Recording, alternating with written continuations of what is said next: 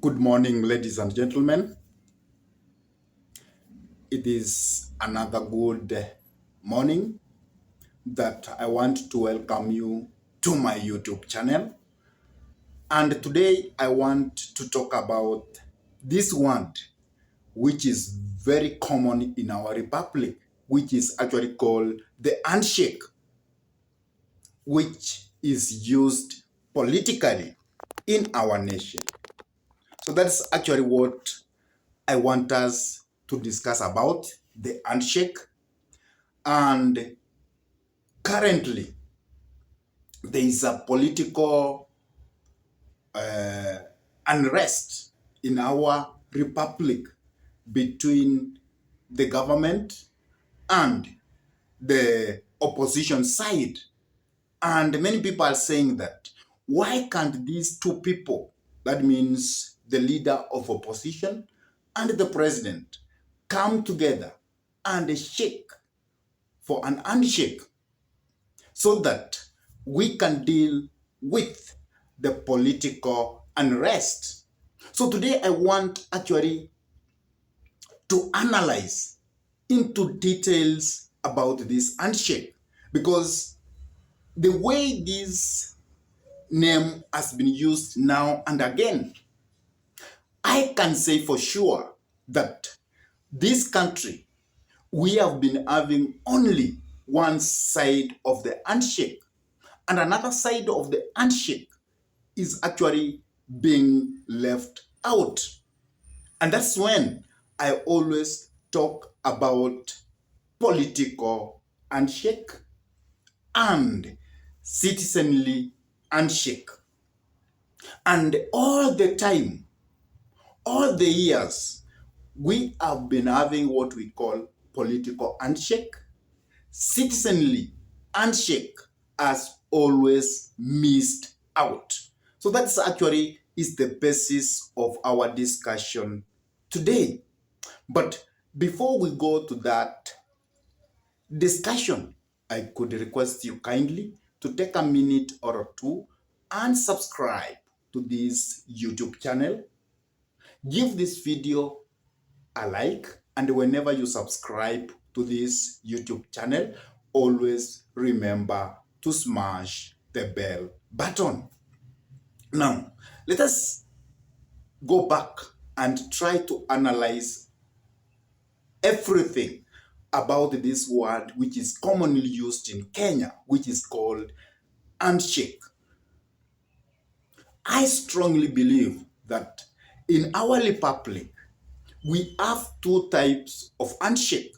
And one type of handshake is a political handshake, where two politicians come together.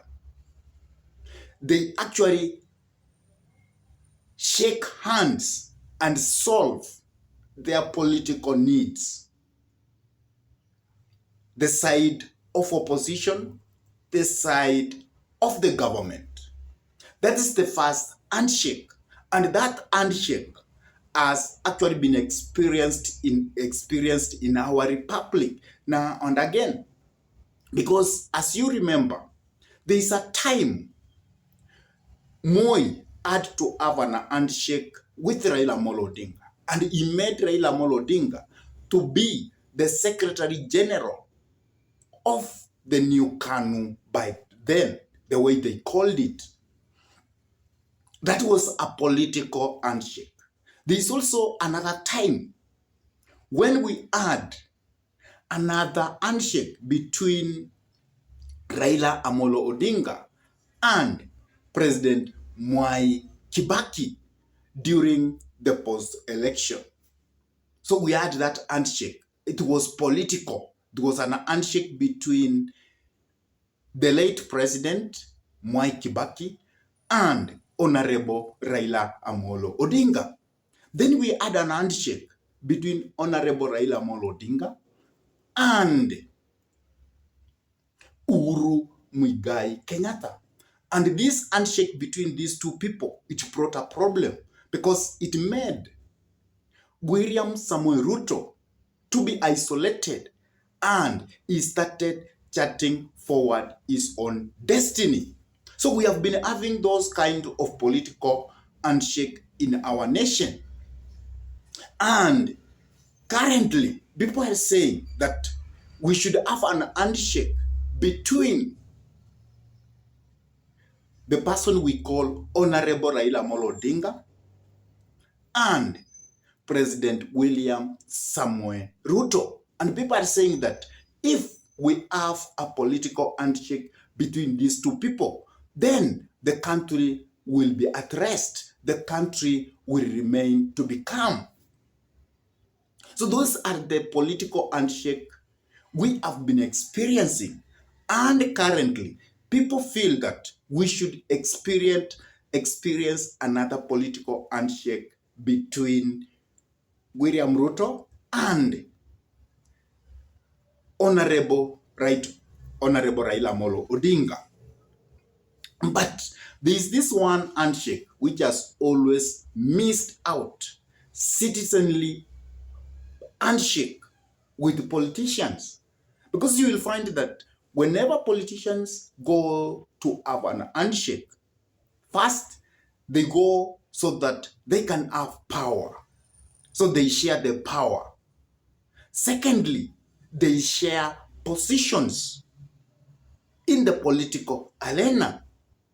But they always forget what we call citizenly handshake between the people and the politician. And that's why in Kenya, we have never done something good with all those political handshake. Because once we finish with one political handshake, we enter another political handshake. And always we leave our country breathing economically. And that's why the local mwananchi is always crying whether we have that political handshake. It doesn't matter to them. And you will find that the citizenly handshake, which is supposed to be there, is always hijacked by the politicians. For example, Raila Odinga currently is talking about high cost of living.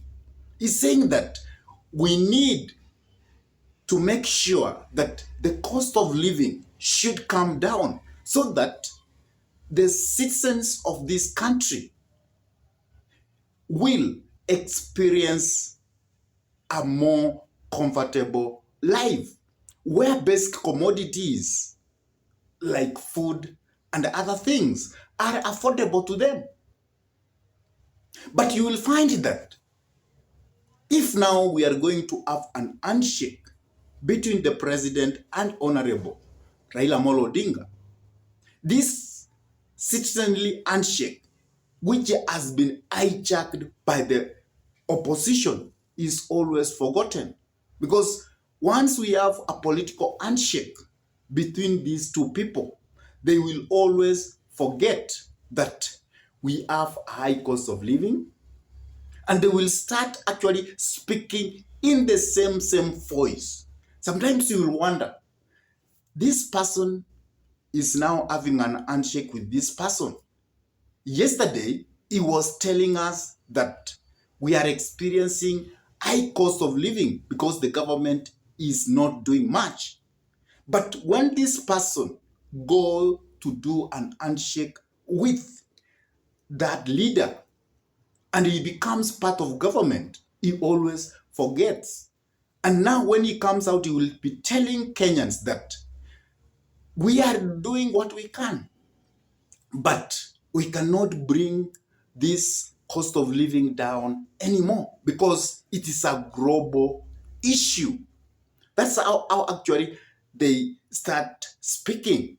So I always tell the people of Kenya that we must be very careful with these politicians. These politicians who actually champion our issues when they want to capture their political mileage, their political ambitions. That's when they come to the Kenyans, they say, we want the cost of living to come down. We want the people of Kenya so that they cannot overburdened with taxation.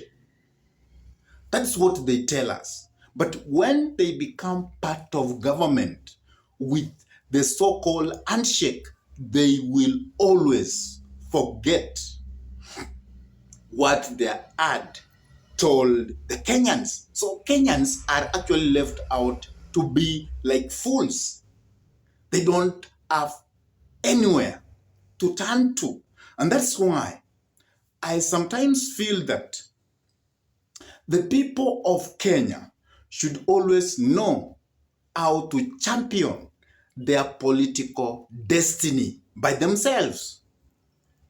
And that's why if they have somebody who is leading them, they should tell them, we don't want you to go for an handshake. We want you to make sure that the government brings down the cost of living. And that's full stop. You must leave the government to work. But for you, always champion for the cost of living to come down. And once it comes down, then you have done your job. Everything goes to rest. That's when we will make this country a better place to live. I don't know what's your take about all this political handshake we have been having. Please drop your comment in the message section below. And if this is your first time to bump into this YouTube channel, I could request you kindly to take a minute or two and subscribe to this YouTube channel. And whenever you subscribe to this YouTube channel, always make sure to smash the bell button